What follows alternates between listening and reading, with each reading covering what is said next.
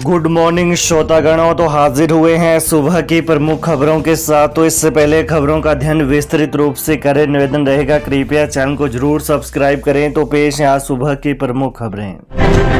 एक पल में मातम में बदली खुशी, परिजन कर रहे थे विवाह की तैयारी, बाढ़ में बहे अजय, खुद पसंद की थी लड़की। जिला सिरमौर के शिलाई विधानसभा क्षेत्र के कफोटा उपमंडल के तहत आने वाले दुगना गांव के अजय पुंडीर के घर पर कुछ महीनों में शहनाई बजने वाली थी। परिवार के लोग अजय की शादी की तैयारी में लगे थे। परिजनों से जानकारी मिली है कि अजय ने खुद लड़की पसंद की हुई थी। शनिवार से वह एक सप्ताह की छुट्टी के लिए घर आना था। इससे पहले वीरवार रात को बादल फटने की घटना हो गई, जिससे परिवार में खुशी आने से पहले ही मातम में बदल गई। रामपुर के समेज में बुधवार रात को हुई बादल फटने की घटना से आई बाढ़ का पता चलने पर वीरवार तड़के ही परिजनों ने अजय से संपर्क करना शुरू किया, तो उससे संपर्क न हुआ। करीब 30 लोग परिवार और ग्रामीण वीरवार दोपहर तक समेत जा पहुंचे। शुक्रवार देर रात को 10 लोग वापस गांव आ गए हैं। घटना स्थल पर मौजूद बाढ़ में लापता हुए समेज हाइड्रो पावर के सिविल ऑफिसर अजय पुंडीर के चाचा मुंशी राम पुंडीर ने बताया कि मौके पर जाकर पावर प्रोजेक्ट के कर्मचारियों ने बताया कि प्रोजेक्ट से फोन पर सूचना दी गई। पानी की आवाज बहुत ज्यादा हो गई थी, जिस पर अजय ने अपने कंपनी के साथियों तथा 2 बच्चों को बाहर निकाला तथा खुद भी सुरक्षित स्थान पर पहुंच गया। इसी दौरान उसे अपनी मां समान मालकिन की याद आई, तो अजय दोबारा मकान मालकिन को बचाने के लिए घर के अंदर गया। अजय जब मकान मालकिन को बाहर निकाल रहा था, इसी दौरान पानी का सैलाब आ गया, जो दोनों को अपने साथ बहा कर ले गया। 62 घंटों बाद भी नहीं लगा लापता 47 लोगों का सुराग, 39 जवान हैं रेस्क्यू के लिए तैनात। आसमान से बरसी आफत के 62 घंटों बाद भी 47 लोगों का कोई सुराग नहीं लग पाया है। इनमें जिला शिमला में 33, कुल्लू जिला में 9 और मंडी जिला में 5 लोग शामिल हैं। इन लापता लोगों के परिजन इनके कुशल होने की प्रार्थना कर रहे हैं और निगाहें इनके इंतजार में टकटकी लगाए हुए हैं।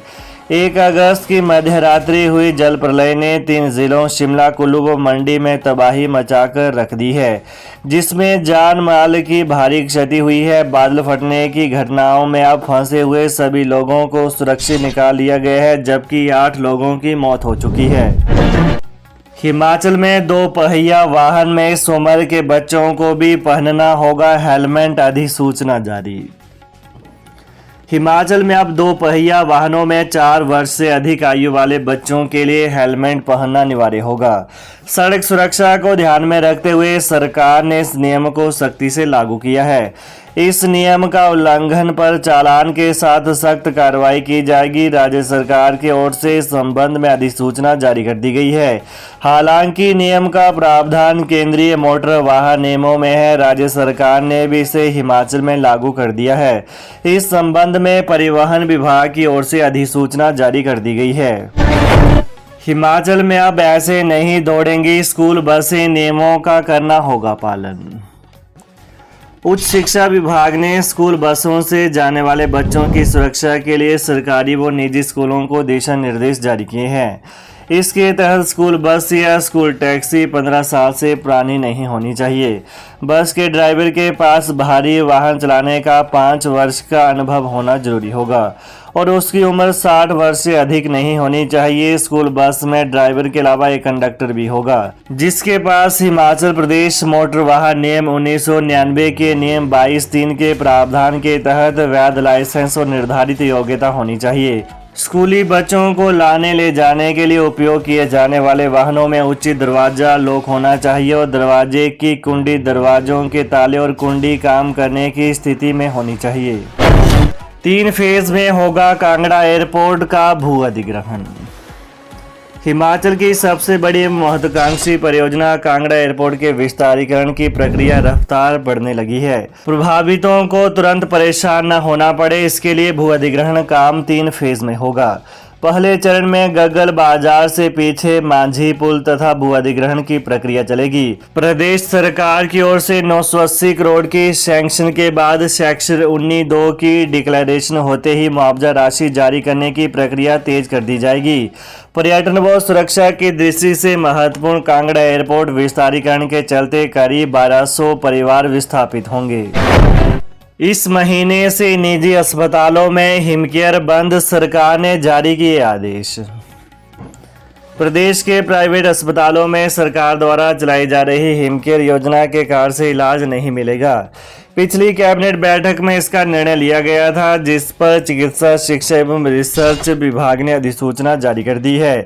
1 सितंबर से उन सभी प्राइवेट अस्पतालों जिनमें लोगों को हिमकेयर कार्ड से इलाज की सुविधा मिल रही थी वो बंद होगी।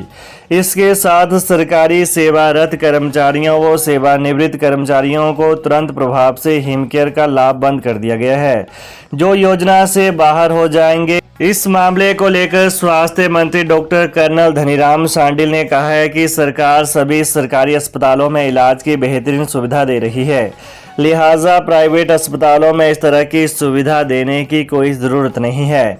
हिमकेयर में पीजीआई जैसा संस्थान अभी भी जुड़ा है और वहां पर लोगों को इलाज मिल सकता है।